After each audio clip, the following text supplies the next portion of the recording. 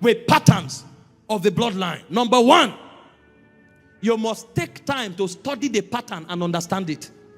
2 Corinthians 2:11, Paul said, we are not ignorant of the devices of the devil, lest it will have an advantage over us. If you don't know the pattern, you won't even know what you are fighting. And you will not concentrate your attack against Satan. If it is death, sit down, study the cycle, understand it. Because if that season comes, that angel of death will show up. But you will be ready before he shows up. Because you have studied the cycle. If you don't know the cycle, you won't even know when to prepare. So you must first of all understand the cycle. Why is it that every 6 months I must fornicate? So when 5 months approaches, you take cover.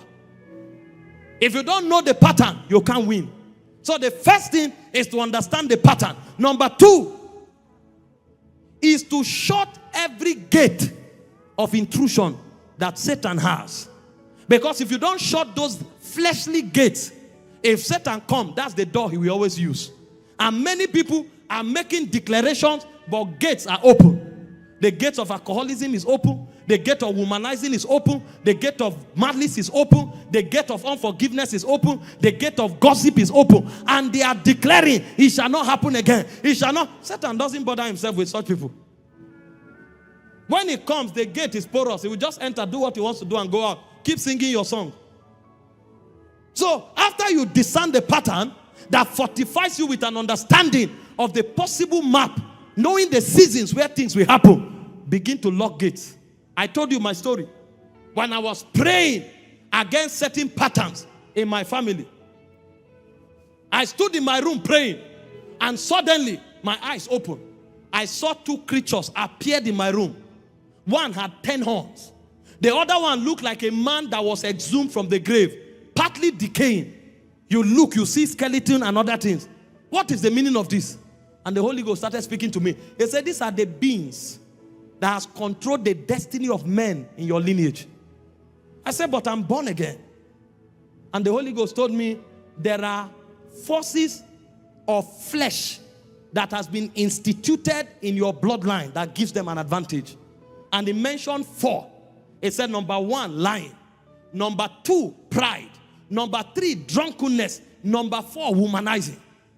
Go and check your lineage. You will hardly find a man who doesn't do 1, 2, or all of these things. That's why when these beings come, they are helpless. While we were yet talking, the war disappeared and we're standing in my compound. And the Holy Ghost told me to deal with them. You must not allow these manifestations in your life. So I know this thing. You use the blood, you use the finished work, but you must not allow the consecration that those spirits have brought into your lineage. Because those things you call flesh, they are actually their own worship. So in my family, if you are womanizing, you are worshiping those beings. If you are lying, you are worshiping. And I checked, pride is like a DNA. Even people who are small, when they look at you, in fact, they used to address us as Okpabana. You know what that means? Thunder. So you see a small boy walking, they will look at it, Pabana. When you are 3 years old, if you can drink 4 cups of palm wine, they will say, this one is a man. In fact, they will say it like prophecy. So, when we were small, so when occasion is happening, you will see a small boy come, they will give you a cup. When you put it, you won't drop it. If you drop it, you are a weak man. You will drink it until the whole cup is empty. When you drop it, you hear, Kabana. You will look at, you are a warrior. And then they are checking how much you can drink and still stand gallant. Meanwhile, those are devotion to powers. And then you are seeing death. You are seeing stagnation. You can't trace it. You are praying, nothing is changing. Because for it to change, you must shut the gate.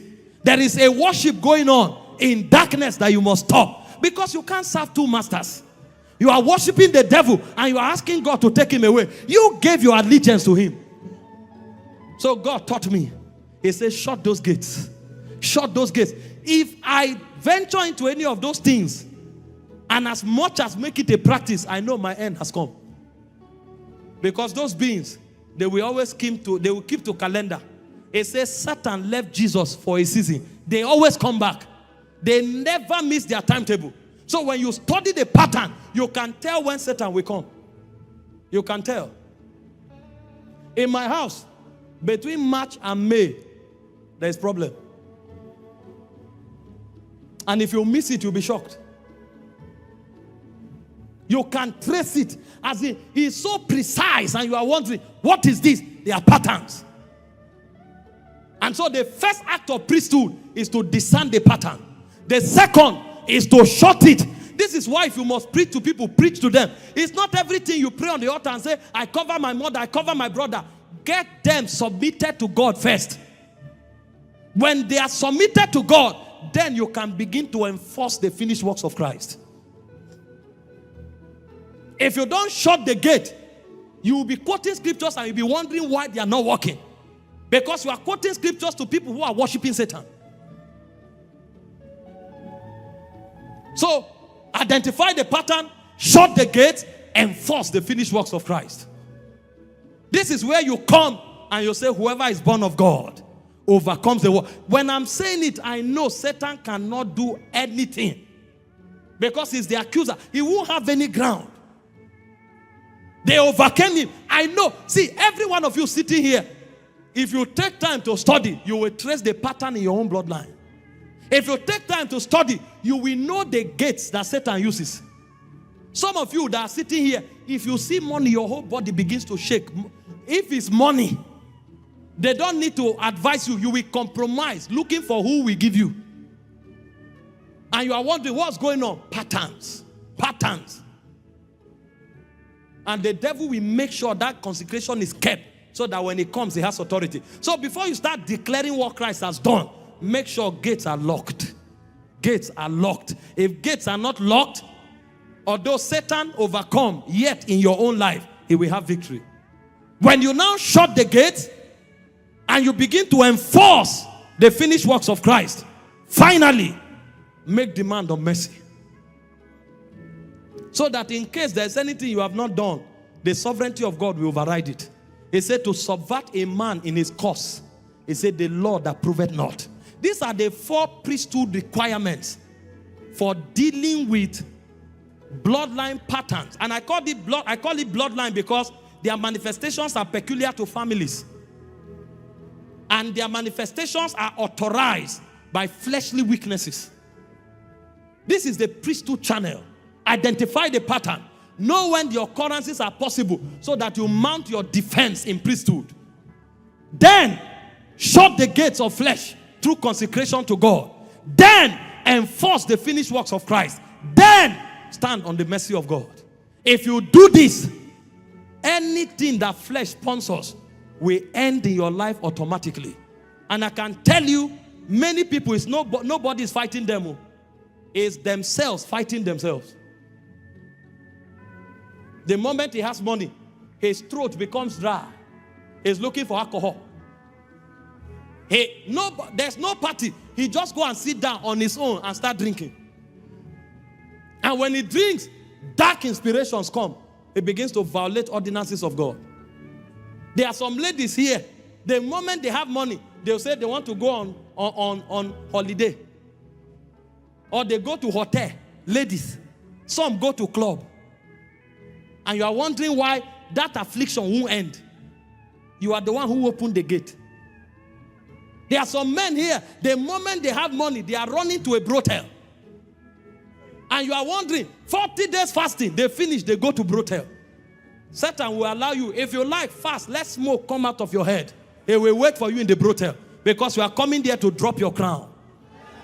Instead of casting your crown before the King of Kings, you are casting your crown before the God of fornication.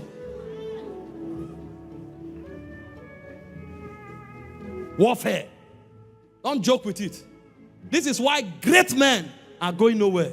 Great women are going nowhere. He said, I've seen an abomination under the sun. He said, princes are trekking. Beggars are riding on horses.